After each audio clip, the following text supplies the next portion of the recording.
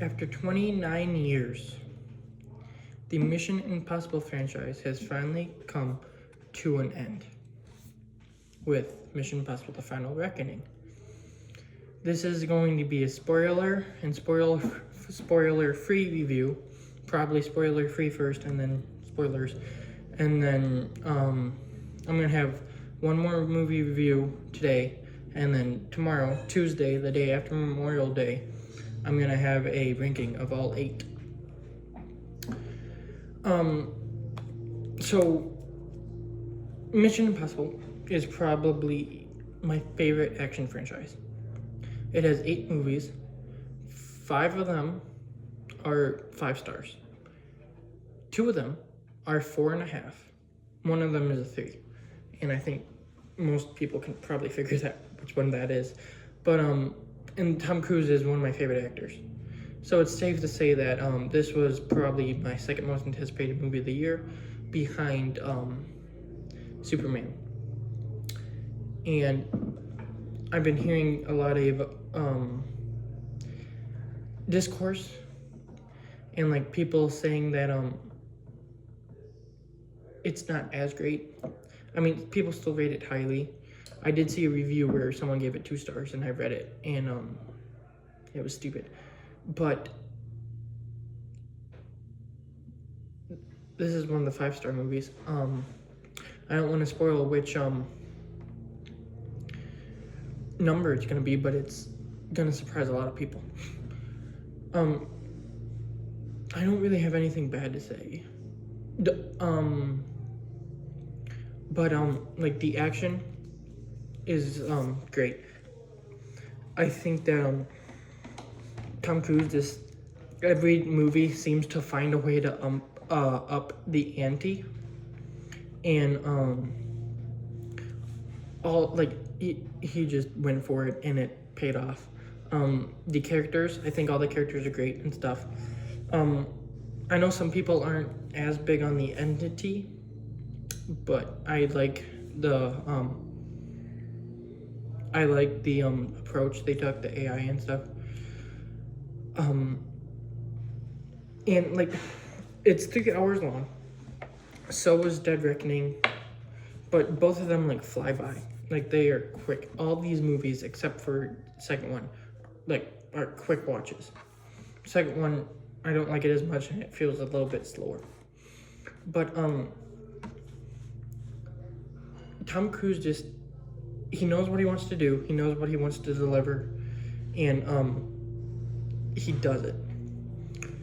Now, a lot of people are mad. Not mad, but they didn't like how it was a lot of exposition. I like that. It doesn't slow the movie down. It doesn't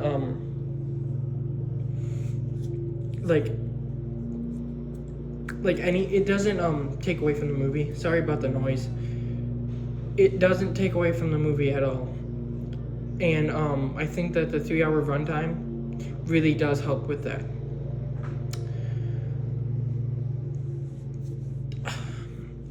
It's a star-studded cast again, and there are twists and turns and reveals and stuff that I think work and I like. There is one in particular. I'll get into it in spoilers that I have heard some people don't like because they feel like it was just there to have like a twist and be like, oh, look at that. I can kind of, sort of see where they're coming from, but I mean, no, like I liked it. I liked it. It's hard for me to not talk spoilers. Obviously, the budget is one of the biggest in film history because they was paying through the strikes. There was malfunctions and stuff like that, and the only problem I have with that is because I don't think it's gonna be profitable enough unless like it just makes a bunch of money, which I don't know if it is, which sucks because this movie deserves it. This franchise deserves it.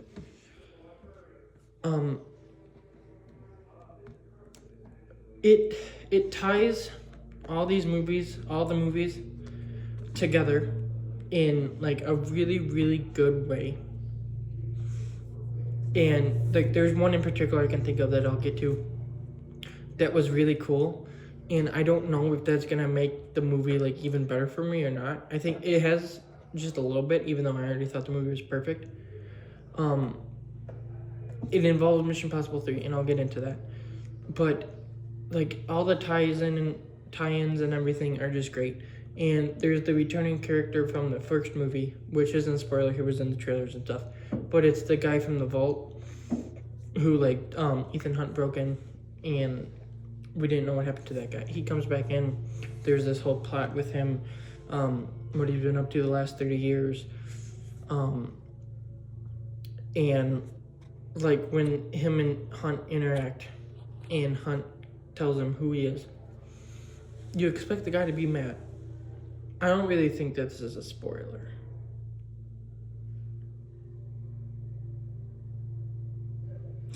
It might be, but you expect the guy to be mad, and he's not. That's about as far into it as I'll get, but I really like that, and like this whole movie is just like amazing. Like it ties it perfectly, and I'm not good talking movies without spoilers and stuff because I just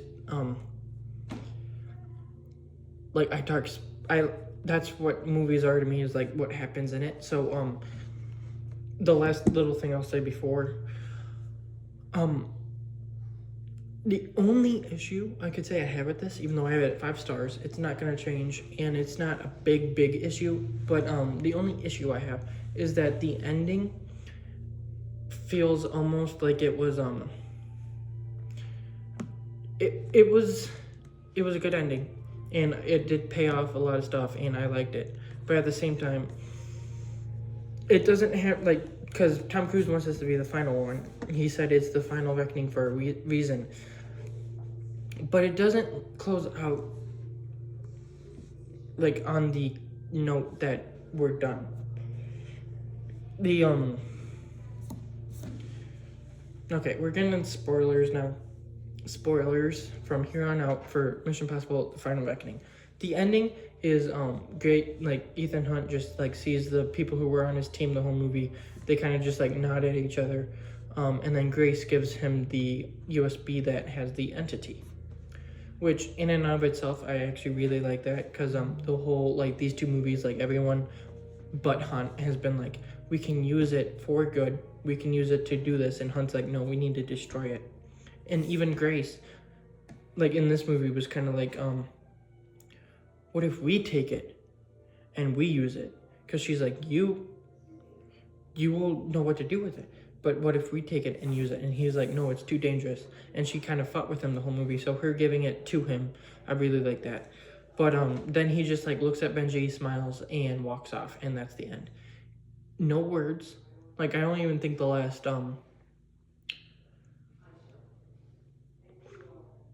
like besides the Luther voiceover, there are no more words in the movie. So if I had any like thing to say wrong, it's that I feel like for a final movie, the ending didn't really quite feel like a natural ending for everything. But I mean, they could come back, and even if they don't, it was still a really good ending. Luther dies, and he's been in all these movies, so it's like you had the attachment, and then he dies. It was way worse than Ilsa Faust's death in Dead Reckoning, but that one was still good. And I feel like they did it because they wanted a happy ending, so they had to kill him off like early. Yeah. So what? It still hit deep. Benji was shot and almost died. I was sweating. I was like, oh no, please don't die, please don't die. And then I saw him at the end where him and Ethan like exchanged nods, and I was like, thank you. Gabriel is a fine villain. That's not really spoilers, but he's fine. All the action scenes, like the plane sequence, which is a big one, the submarine, all this stuff, they were terrific. Tom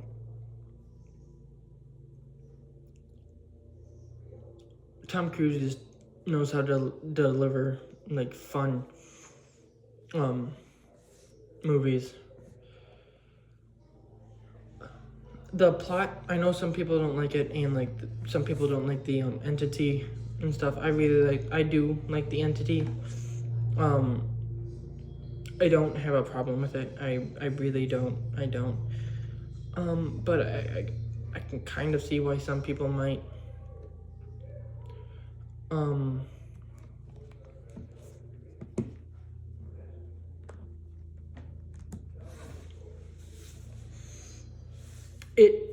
They have all these tiebacks, all these little like lines, all this stuff that tie back into the other ones, bringing it all to a head. I love that. At the beginning, there's like the first opening shots and stuff, or Ethan voicing over, and it's like the entity eye, and then it like flashes all the movies, kind of like recapping. I don't know why I'm saying this, but Jeremy Renner's character showed up in that, and we haven't seen him since the 5th one, and he kind of just disappeared in 5 and 6, and I don't think they really explain why.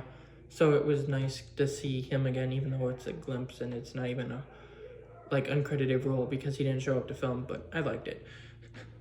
The team in this one that he assembles is great. There's Ethan, Benji, Grace, Paris, and then the one agent. What's his name?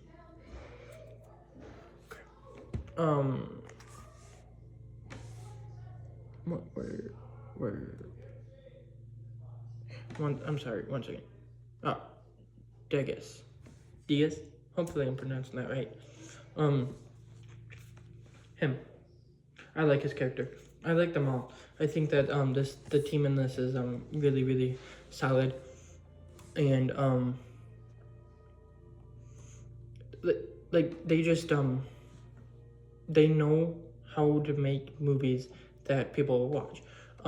Carrie Elwes showed up again as Denlinger for a little bit. I liked him. Katie O'Brien was in here as Kodiak. She is up and coming. I'm not the biggest fan of her, but I did like her character in this. Angela Bassett returns from the 5th one, and she's now the president, and I thought that was kind of cool. The big one that I want to get to before I forget was Shea Whigham playing Agent Briggs.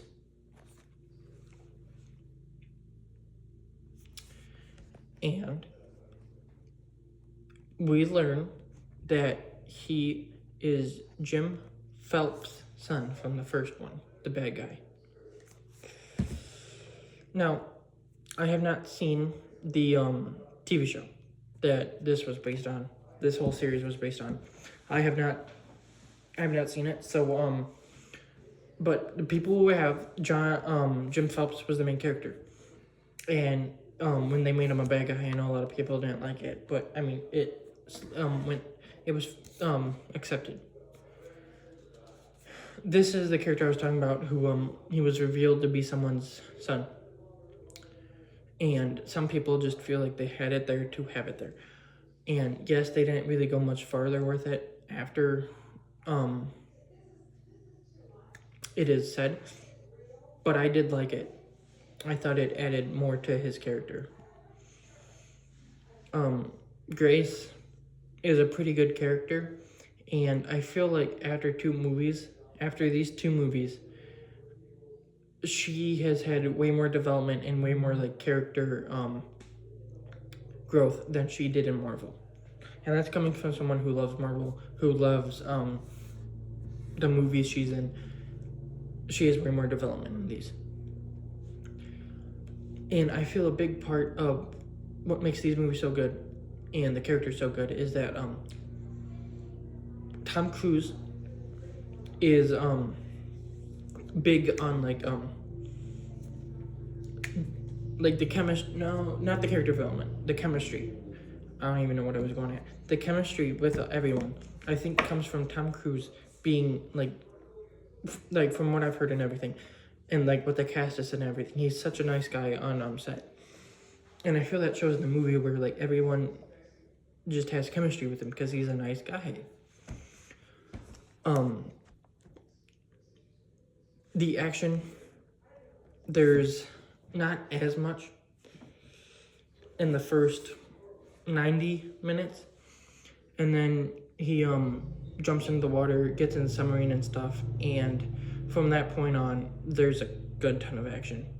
And even there's some action before that. It is really, really great. Like, this franchise is known for good action. It has that. It is not the John Wick bloody gun fu action. It's hand-to-hand combat and just kind of like stunts mostly, but they're so great. Kittredge shows up again. He was in the first one. He showed up in Dead Reckoning, and obviously he's in the final Reckoning. I like his character. I haven't really talked about him. Benji, played by Simon Pegg. He is such a great character. He is comedy relief mostly. He is awesome in this. He is funny in this. He almost dies in this, which I was like scared, but he made it out, and I'm thankful for that. Gabriel. He is a good villain. I don't like a lot of people had problems because they didn't really delve into him and stuff. I don't need that. So I accepted it more. And I do gotta say though, his death when he jumps off the helicopter, the plane, and he get caught on something, and then like his head slams into the end of the plane, and he dies. I did laugh out loud because it was just so unexpected and kind of funny. I was just kind of like. Nick Offerman is in this, and I'm not a big fan of him whatsoever. His acting, his personality in real life, I'm not a fan. But he was good in this. Jamel Tillman, who played the Captain Bledsoe, he was a good character. He was a minor role in the movie, but a good minor role. He brought something to the role I don't think someone else could. And Charles Purnell is in this again. He was in the Dead Reckoning. He was in Top Gun Maverick. His character is pretty good.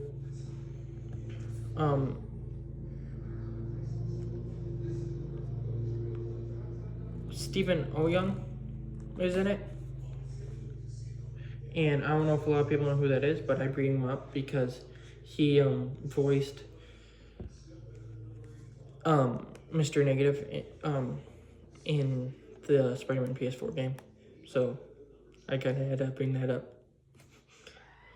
But like for a final movie in this franchise, it is perfect. It just adds so much to all the other movies. Oh, I almost forgot. Dude, this is my review and I almost forgot. Maybe I should write stuff down. But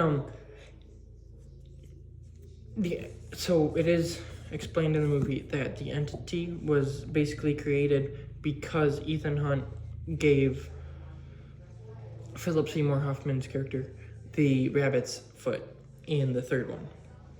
So this entity, this AI problem that Dead Reckoning, Final Reckoning have set up was from Mission Impossible 3. That's what he was going after and stuff. And Mission Impossible 3 is one of my favorite ones. I love that movie so much. And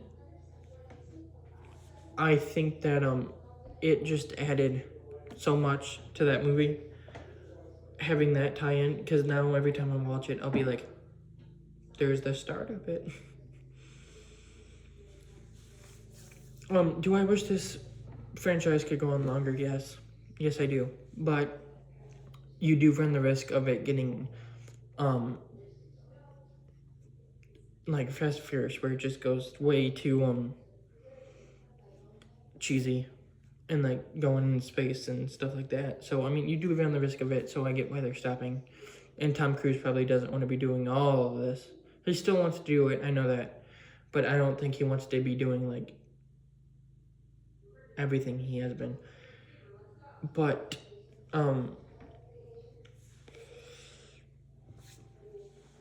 it was a really, really satisfying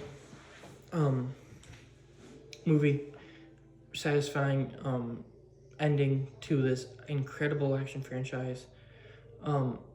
It's gonna be a couple months, but which sucks. But when it comes out on Blu-ray, I will be grabbing that steelbook day one. I will pre-order it. Whatever I have to do, I want it because this movie is just perfect. And like, it's special. It's gonna be special to me. And until Superman, and let's hope Superman can beat it just a little bit. But this will be my first or second favorite movie of the year. There's no doubt about it. I don't have any doubt that anything else will top it besides Superman. And even then, Superman's gotta be freaking awesome to beat this. But I mean, yeah. I want to read my Letterboxd review I gave it. It's not a long one. It's a short little kind of message. If it even loads, there we go. My little sentence review on Letterboxd that I did because I knew I was gonna be making this was peak. That's all I have to say in this review. Thank you, Tom Cruise. I mean that. This movie was peak. It is just amazing. And I do want Tom Cruise, I know he's not watching this, he probably will never, but thank you. Thank you for this franchise. Thank you for all the movies you've done. Thank you for trying to keep theaters alive with this Top Gun. Thank you for fighting. Thank you for stunts and all this stuff. I mean, it's special. This franchise is special, and I think it will go down in history as one of, if not the greatest action franchises of all time.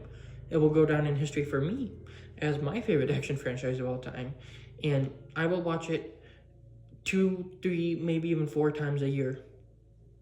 All 8 of them, once I get the 8th one. All 8 of them. But thank you for watching this. Leave in the comments what you thought of the movie, how much you would give it, and I will respond to you. If you could like and subscribe, please. I would really appreciate it. And